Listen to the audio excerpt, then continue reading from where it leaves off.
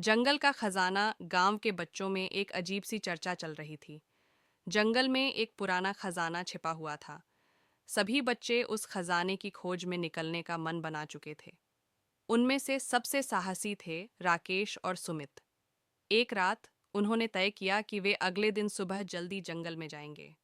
सुबह होते ही दोनों ने अपनी बैग में खाना और टॉर्च रखे और जंगल की ओर निकल पड़े। जंगल में घुसते ही उन्होंने महसूस किया कि वहां का माहौल काफी रहस्यमय था। पेड़ काफी बड़े और घने थे और वहां की चुप्पी डराने वाली थी। जैसे ही वे गहरे अंदर गए, उन्हें एक पुरानी मान्यता याद आई कि जो लोग खजाने की खोज में जाते हैं, उन्हें कई चुनौतियों का सामना करना पड़ता है। कुछ ही देर में उन्हें एक पुरानी नक्शा मिला जो एक खोखे के पास था। नक्शे में खजाने की जगह चिह्नित थी, लेकिन जैसे ही उन्होंने उसे पढ़ना शुरू किया, अचानक वहां एक भयानक गरज सुनाई दी। राकेश और सुमित डर गए और दौड़ने लगे, लेकिन तभी उन्होंने देखा कि एक बड़ी छाया उनके पीछे आ रही थी। डर के मारे उनकी सांसें थम गईं। वह एक विशाल भालू था। दोनों ने तुरंत एक पेड़ के पीछे छिपने का फैसला किया। भालू पास आया, लेकिन अचानक उसे कुछ नजर आया और वह दूसरी दिशा में मुड़ गया।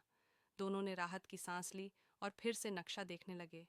उन्होंने तय किया कि अब पीछे हटना नहीं है। जैसे जैसे वे आगे बढ़े, उन्हें और भी रहस्य मिले। एक पुराना मंदिर और उसमें कई खजाने के सुराग। लेकिन हर सुराग के साथ एक नई चुनौती भी थी। उन्हें पहेलियां हल करनी थीं और कुछ जंगली जानवरों से भी बचना था। आखिरकार काफी मेहनत और साहस के बाद उन्होंने खजाने का स्थान खोज लिया।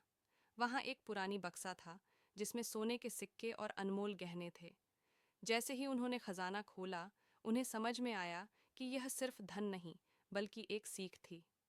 जंगल ने उन्हें साहस, दोस्ती और एकता का महत्व सिखाया था। बच्चे खजाना लेकर लौटे, लेकिन उन्हें पता था कि असली खजाना तो उनके अनुभव और यादों में था। और इस तरह जंगल की यात्रा ने उन्हें हमेशा के लिए बदल दिया।